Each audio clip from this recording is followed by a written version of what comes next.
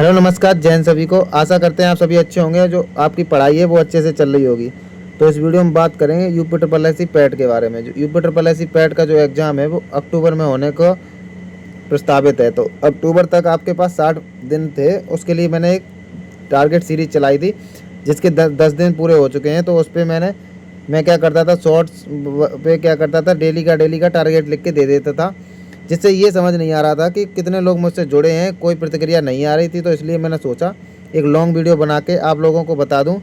और मैं इस वीडियो में मैं आपको बताऊंगा कि टारगेट सीरीज़ में क्या क्या आपको मिलेगा और क्यों आपके लिए इम्पोर्टेंट है, और क्या आप 75 प्लस स्कोर कर सकते हैं या नहीं कर सकते हैं, और क्या कौन कौन सा स्टडी मटेरियल मैं आपको दूंगा।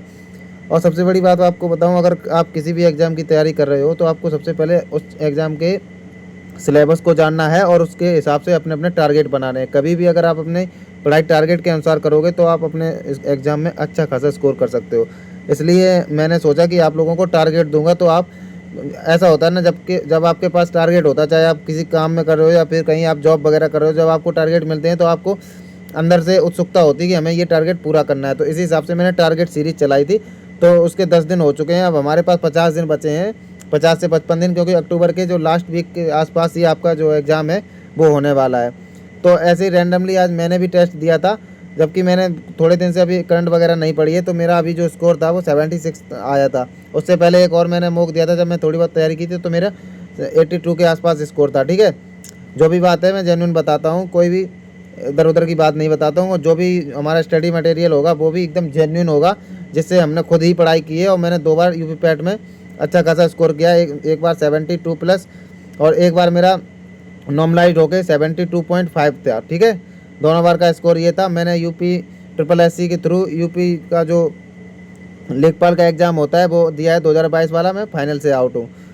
तो यूपी ट्रिपल एस सी के बारे में मुझे जितनी जानकारी है मैं उसी हिसाब से आपको बताऊंगा। और यूपी ट्रिपल एस सी में मैंने जो सिलेबस में क्या क्या आता है मैंने वो सब कुछ 2 बार मैं कर चुका हूं। और यूपी ट्रिपल एस सी लेखपाल का मैंने एग्ज़ाम भी दिया है। तो यूपी ट्रिपल एस सी का सिलेबस मैंने बहुत बार पढ़ा भी है। तो इसलिए आपको कोई भी टेंशन नहीं लेनी है। जो मैं आपको बताऊँगा उसके साथ आप पढ़ते रहना। और मेरी गारंटी ये मेरी है, अगर आप मेरे साथ टारगेट में जुड़ोगे तो मेरी ये गारंटी है आप 75 प्लस स्कोर कर सकते हो। ठीक है, और अगर जो मैं टारगेट दूंगा आप वो टारगेट पूरे पूरे करते रहोगे तो अक्टूबर तक आपके जो पूरा सिलेबस है वो पूरा हो जाएगा। मैं इस वीडियो में बताऊंगा आपको कि कितना पढ़ना है। आप लोग क्या करते हो कि किसी टीचर ने कुछ भी बता दिया, किसी टीचर ने कुछ भी बता दिया, आप सब कुछ पढ़ने लगते हो। सब कुछ नहीं पढ़ना होता है। सबसे पहले जो भी एग्ज़ाम होता है हमारा, क्या करना पड़ता है, उसका सिलेबस को एक बार रीड करना पड़ता है। आपको क्या करना है, सबसे पहले एक दिन में आपको 2 से 3 घंटे ये लगाने, ये इसमें ही अपने ख़राब कर देने हैं। ख़राब नहीं होते वो, मतलब एनालिसिस करना होता है कि अपना जो सिलेबस है उसे देखना है। और उसके बाद आपको क्या करना है, साइबर कैफ़े जाओ, वहाँ से अपना सिलेबस निकलवा लो।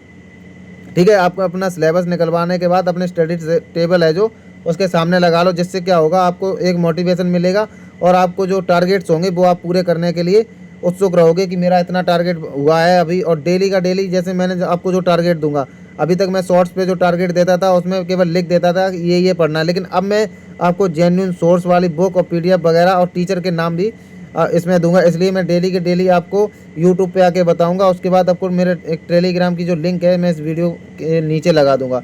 तो उस टेलीग्राम ग्रुप को आप ज्वाइन करना है और उसमें आपको ये सब कुछ मैं डालता रहूँगा। ठीक है, अगर आप इतना कर सकते हो तो आप 75 प्लस स्कोर ला सकते हो। तो सबसे पहले बात करते हैं कि किसी एग्ज़ाम को मैं क्वालिफाई करने से पहले उसके सिलेबस को जानना ज़रूरी है। तो मैंने इसमें पीडीएफ में बताया है कि सिलेबस क्या है। ठीक है, फिर मैं अपना स्कोर भी बताऊंगा, मेरा कितना कितना स्कोर हुआ है उसके बारे में भी बताऊंगा। मैंने ऐसे ही रैंडमली दे दिया था।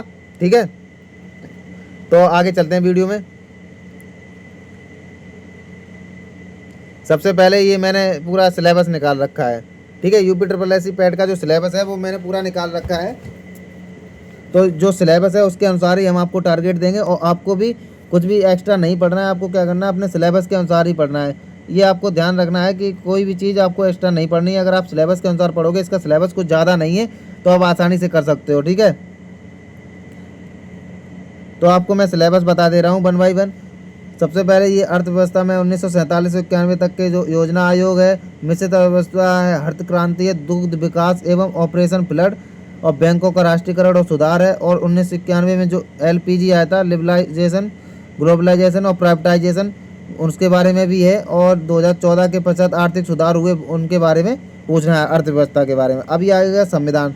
तो मैंने अभी तक 10 दिन में जो भी दिया है, उसके बाद जो 50 दिन बचे हैं, मैं 50 दिन में आपको इसी के अनुसार अभी तक भी टारगेट देता रहा, लेकिन मैंने अभी तक आपको PDF या फिर नोट्स वगैरह नहीं दिए, क्योंकि कोई भी प्रतिक्रिया नहीं आ रही थी। जो शॉर्ट्स वगैरह थे उन पर कोई प्रतिक्रिया नहीं आ रही थी, तो इसलिए मेरा भी मन नहीं लग रहा था, क्योंकि जब तक कोई हमारे प्रति प्रतिक्रिया बन नहीं देगा तो हम भी तो उसके लिए उत्सुक नहीं होंगे ना।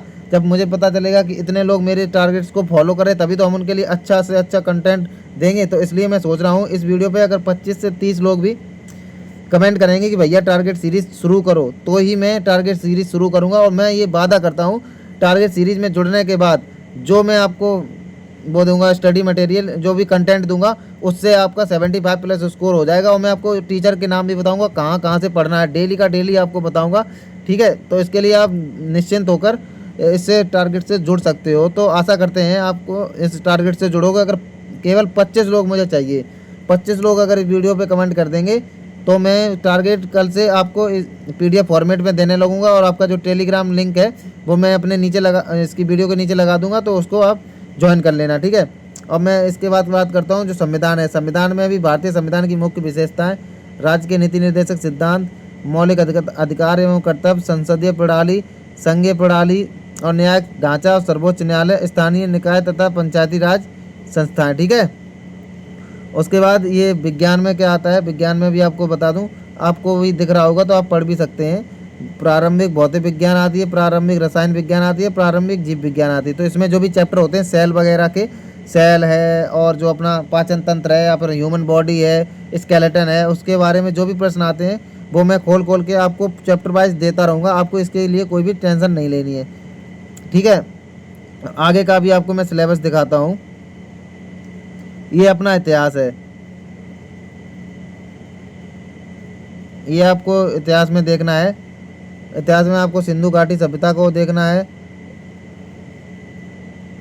सिंधु घाटी सभ्यता को देखना है आपको।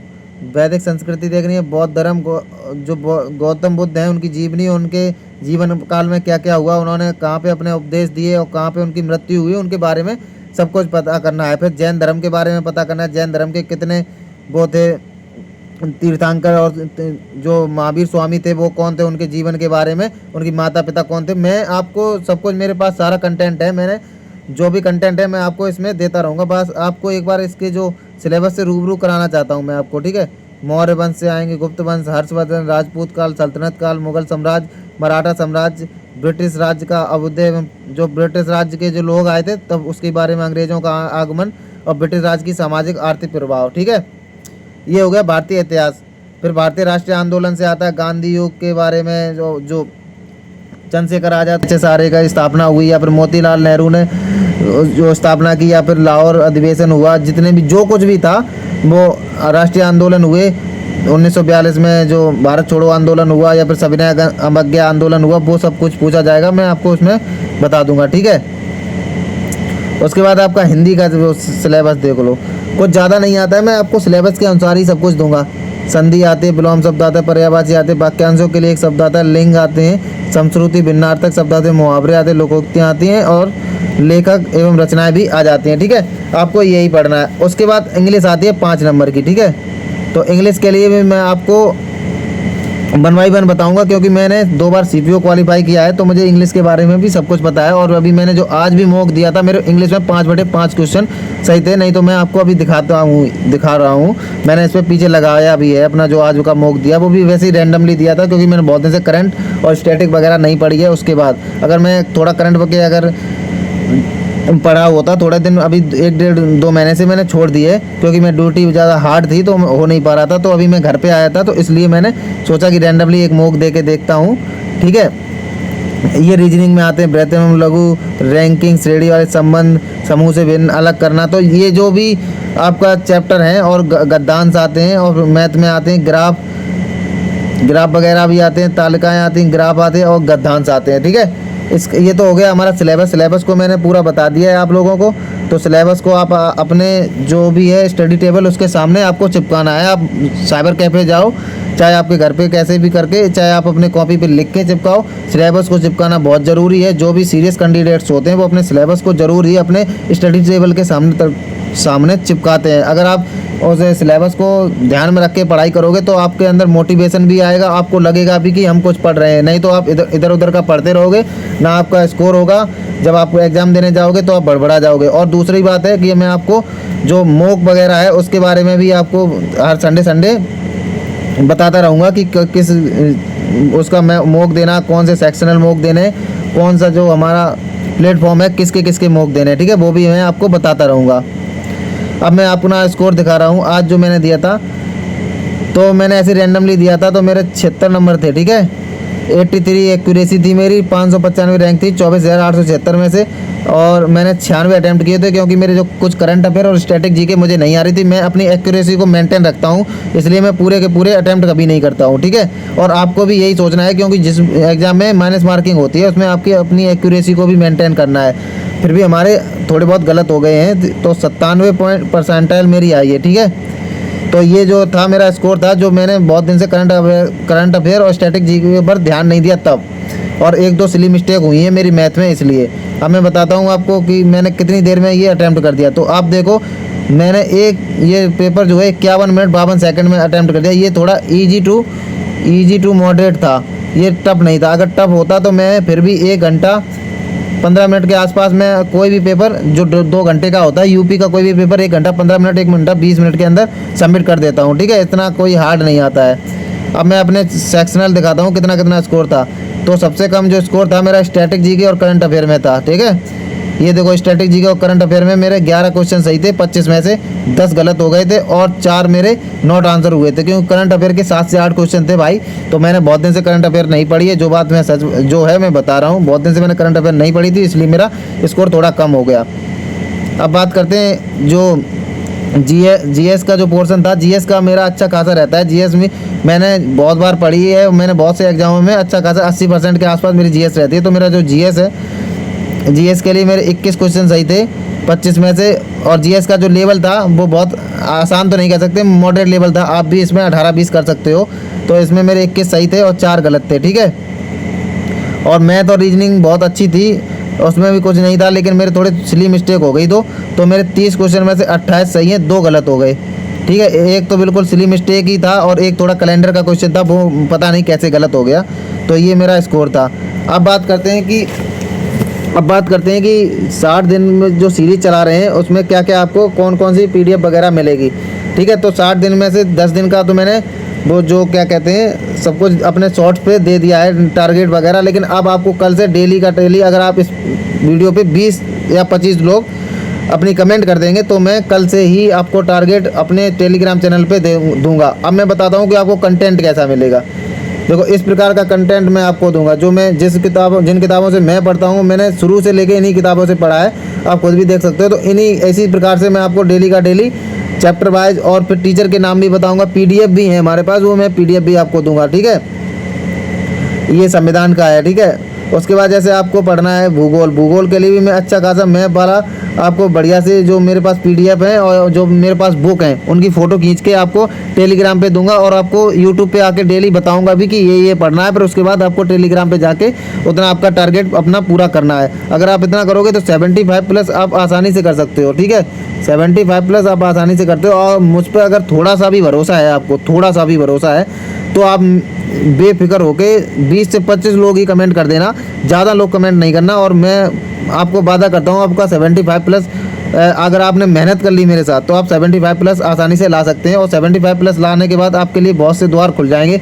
आपको UPSSC लेखपाल, UPSSC lower PCS, UPSSC junior assistant जैसे जो एग्ज़ाम होते हैं उन्हें देने का मौका मिलेगा, ठीक है। इस प्रकार के आपको वो मिलेंगे कंटेंट। ये इंग्लिश का कंटेंट है, तो इंग्लिश का भी हम आपको चैप्टर वाइज देते रहेंगे, क्या क्या पढ़ना है। ज़्यादा भी नहीं पढ़ना, 5 नंबर की इंग्लिश आती है तो इंग्लिश को भी मतलब डिनाई नहीं करना है कि हम पढ़ेंगे ही नहीं। आपको तो अगर थोड़ी बहुत भी इंग्लिश आती है तो आप इंग्लिश भी पढ़ते रहना।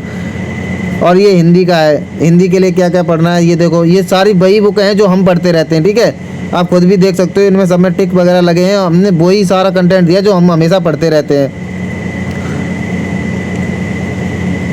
तो ये सारा कंटेंट मिलेगा आपको, पीडीएफ मिलेंगी और आपको टीचर्स के नाम भी बताएंगे कि क्या क्या कौन कौन टीचर की कौन कौन क्लास रोज़ पढ़ रही है।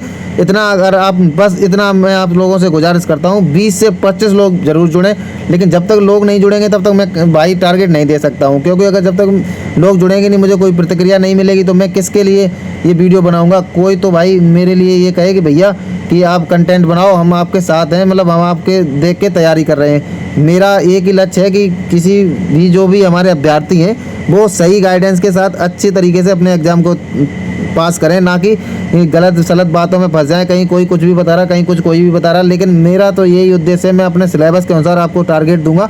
और अगर आपको मेरी ये बातें अच्छी लगी हैं तो आप ज़रूर इस वीडियो के नीचे कमेंट करना। अगर 20 से 25 कमेंट हो जाएंगी तो मैं कल से ही ये टारगेट आपको देने लगूंगा टेलीग्राम पे। जय हिंद, जय भारत।